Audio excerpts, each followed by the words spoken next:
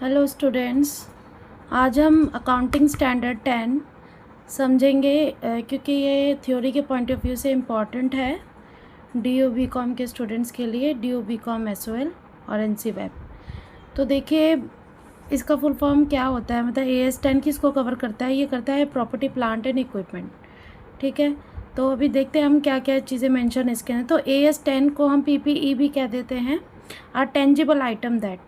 तो ये जो AS10 है ये अप्लाई होता है PP tangible goods. You all know that we have two type of assets, एक तो है टेंजिबल, एक है इंटेंजिबल। तो टेंजिबल एसेट्स जिनको आप सबको पता है, जिसको हम टच कर सकते हैं, फील कर सकते हैं, तो tangible.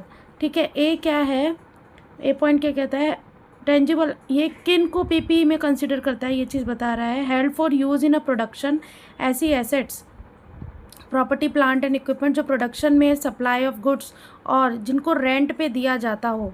For administrative service, administrative service का मतलब होगा जो भी बिजनेस में जो भी हमारे प्रोसेस होते हैं उनमें अगर आपका प्रोडक्शन या सप्लाई या गुड्स में वो ये चीज़ें यूज़ की जा रही हैं तो वो PPE के डेफिनेशन में आ जाएगी। वो property plant and equipment in purpose से यूज़ होना चाहिए। ठीक है, दूसरा है B, use for more than 1 year.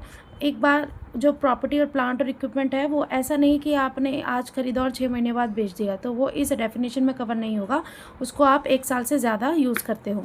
ठीक है, नेक्स्ट है ऑब्जेक्टिव। तो ऑब्जेक्टिव में क्या बता रहा है कि सबसे पहले इनके क्या क्या लक्ष्य हैं। इनके रिकग्निशन ऑफ एसेट होना चाहिए कि एसेट को पहचाने कि कौन सी एसेट है हमारी इस एज के under. Determination of carrying amount, carrying amount कितनी होगी ये निकालना क्या होता है वो अभी बात करेंगे हम। फिर है depreciation charges and impairment loss recognize. तो इम्पेयरमेंट लॉस क्या होते हैं वो भी मैं डिस्कस करूँगी, लेकिन ऑब्जेक्टिव्स हमारे ये 3 होते हैं। ठीक है, इसके बाद है स्कोप। स्कोप क्या है इस AS10 का? स्कोप है स्टैंडर्ड अप्लाई। स्टैंडर्ड कहाँ अप्लाई होता है? PPE पर, means property plant and equipment, except किसको छोड़कर? When another AS prescribed. देखिए अगर कोई एसेट है जिसके लिए कोई और AS भी बात करता है तो वो उसी AS के अंडर आएगा। ठीक है, लेकिन अगर कोई AS किसी स्पेसिफिक एसेट के बारे में बात नहीं करता तो हम उसे PPE में कवर कर लेंगे। ठीक है, अब नॉट एप्लीकेबल, कहाँ कहाँ ये AS एप्लीकेबल नहीं होता है वो चीज़ हम देखेंगे। तो ये एप्लीकेबल कहाँ कहाँ नहीं होता है, ये एक है बायोलॉजिकल एसेट। देखिए मैं बायोलॉजिकल एसेट्स को हमने थोड़ा डिस्कस किया था पहले भी। Related to agricultural activity, biological assets वो एसेट्स होती हैं जो एग्रीकल्चर एक्टिविटीज़ को कहते हैं हम, और AS10 यहाँ नहीं लगता है। तो जो भी एग्रीकल्चरल एक्टिविटीज़ होगी वहाँ तो AS10 नहीं लगेगा, लेकिन अदर देन बियरर प्लांट, ठीक है, apply on bearer plant not produce. देखिए बियरर प्लांट पे लगेगा, लेकिन बियरर प्लांट की जो प्रोड्यूस होती है ना उस पे नहीं लगेगा। मतलब पेड़ पे तो लगेगा, वो जो मैंने जैसे मैंगो का पेड़ है वो 1 साल से ज़्यादा हम यूज़ करते हैं उसको, और जो कभी भी कोई भी मैंगो का पेड़ उगाता है या जामुन का पेड़ उगाता है तो वो इस पर्पज़ से नहीं उगाता है कि उसे लकड़ी बेचनी है, इस पर्पज़ से कि उसका प्रोड्यूस लेना है। तो सीधी सी बात है बियरर प्लांट पे नहीं लगेगा। अदर देन बियरर प्लांट पे AS10 अप्लाई होगा, लेकिन बियरर प्लांट की प्रोड्यूस पर अप्लाई नहीं होगा AS10। ठीक है, तो अब है वास्टिंग एसेट्स। वास्टिंग एसेट्स कौन सी होती हैं? जो मिनरल राइट्स होते हैं, एक्सप्लोरेशन करते हैं ना ज़मीन के नीचे से, आप निकालते हैं कोयला या कोई और भी प्रकार के मिनरल्स निकालेंगे, तो these things are not come in the AS10। ठीक है, exploration, extraction of oil, gas, minerals etcetera. फिर बियरर प्लांट को ही हमने एक्सप्लेन किया है। Plant use more than 12 month, जो भी प्लांट को अगर आप 12 महीने से ज़्यादा यूज़ करेंगे तो वो बियरर प्लांट है। Like jamun tree, mango tree, except timber. देखिए टिम्बर अगर आपने किसी पेड़ को उगाया ही लकड़ी के लिए है तो वो बायोलॉजिकल एसेट में आ जाएगा। ठीक है, dual use tree, dual use tree जिसके लिए आपको फ्रूट भी चाहिए, ऐसे ट्रीज़ जिनमें आप वो मतलब फ्रूट तो मिलते ही हैं लेकिन लकड़ी भी अच्छी खासी मिलती है, तो वो भी किसके अंदर आएगा? वो बियरर प्लांट में नहीं आएगा। लेकिन जो जामुन होता है वो बेसिकली, जामुन या मैंगो होता है वो बेसिकली उसकी प्रोड्यूस के लिए उगाया जाता है, समझ रहे हैं आप? तो ये दोनों तो आएंगे बियरर प्लांट में, लेकिन इस तरीके के प्लांट, इस तरीके के ट्रीज बियरर प्लांट में नहीं आते हैं। और bearer plant is the part, bear plant is come under the AS10। Okay, फिर है कैरिंग अमाउंट क्या होती है। कैरिंग अमाउंट समझने की इंपॉर्टेंट है। अभी हमने यहाँ कैरिंग अमाउंट को डिस्कस किया था, अभी यहाँ पे कर रहे हैं, वो शॉर्ट वर्जन था, बताते हैं। कोई भी एसेट की अगर वैल्यू है PPE की, उसमें से पहला हम लेस करेंगे एक्यूमुलेटेड डेप्रिसिएशन, जितना भी आपका डेप्रिसिएशन गैदर हो रखा है उसको लेस करेंगे। इसके बाद इम्पेयरमेंट लॉस को लेस करेंगे, ठीक है। रिकवरेबल अमाउंट क्या होता है, higher of assets net selling and value in use. देखिए जैसे कोई नेट सेलिंग प्राइस, अगर आपकी कोई एसेट है, ठीक है, वो 10 लाख की है, और अगर आप मुझे आज सेल करेंगे तो आपकी 8 लाख की पड़ेगी वो, ठीक है।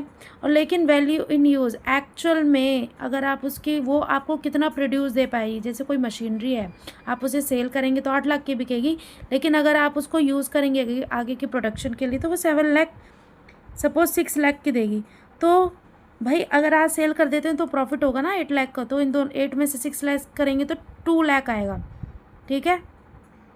अगर हम दोनों को लेस करेंगे तो इम्पेयरमेंट लॉस आ जाएगा, जो मैंने यहाँ डिस्कस किया है, ठीक है। और अगर नेट सेलिंग प्राइस और वैल्यू इन यूज़ में higher of both of them देखेंगे तो रिकवरेबल अमाउंट आएगा। ये बहुत इंपॉर्टेंट है, ध्यान समझिए। Net selling price and value in use, अगर उस एसेट का यूज़ किया जाए प्रोड्यूस करने में तो 6 लाख का प्रोडक्शन होगा उससे, ये चीज़ इंपॉर्टेंट है। तो 8 लाख और 6 लाख, हायर क्या है 8 लाख, तो रिकवरेबल अमाउंट हमारी 8 लाख होगी, राइट। अब इम्पेयरमेंट लॉस क्या होता है, इम्पेयरमेंट लॉस का मतलब क्या होता है, जो भी कैरिंग अमाउंट है। अब कैरिंग अमाउंट हमने कैसे निकाली थी, एसेट में से एक्यूमुलेटेड डेप्रिसिएशन इम्पेयरमेंट लॉस को लेस करके।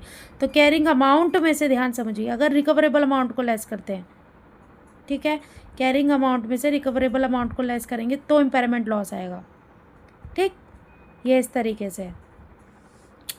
और फिर है रिकॉग्निशन क्राइटेरिया क्या होता है, पीपी कॉस्ट में क्या क्या चीज़ें कंप्राइज है।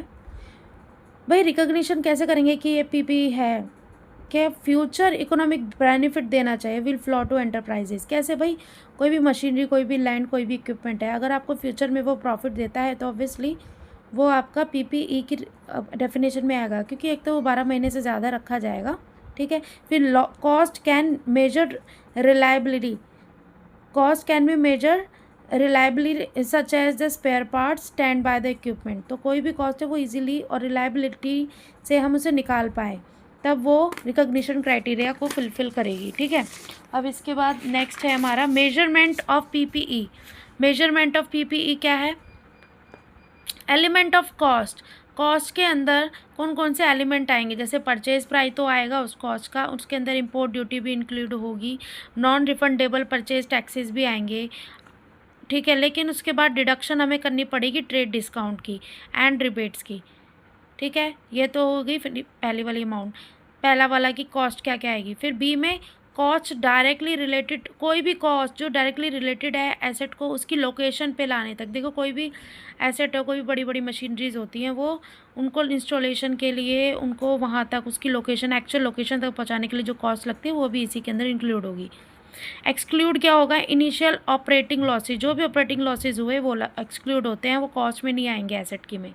एबनॉर्मल वेस्टेज भी इंक्लूड नहीं होता है। ओपनिंग न्यू फैसिलिटी कॉस्ट, कोई भी फैसिलिटी आपने न्यू ओपन की है वो भी ऐड नहीं होगी। जनरल एडमिनिस्ट्रेशन ओवरहेड वो भी ऐड नहीं होंगे। आफ्टर रिकॉग्निशन का एक मॉडल है कॉस्ट मॉडल, ठीक है। वो वंस क्या, जैसे आपने एक बार ही रिकॉग्नाइज़ कर लिया, जो हमने अभी रिकॉग्निशन पढ़ा था ना, वो रिकॉग्नाइज़ कर लिया, उसके बाद आप अपनी एसेट की वैल्यू कैसे कैरी फॉरवर्ड करेंगे। एसेट कैन बी कैरिड, कैसे, जो भी कॉस्ट होगी उसमें से माइनस कर दो, डेप्रिसिएशन ऐसे उसकी आफ्टर रिकॉग्निशन चलती रहेगी, ठीक है। तो ये था आपका AS10। आई होप आपको समझ में आया होगा। Thank you.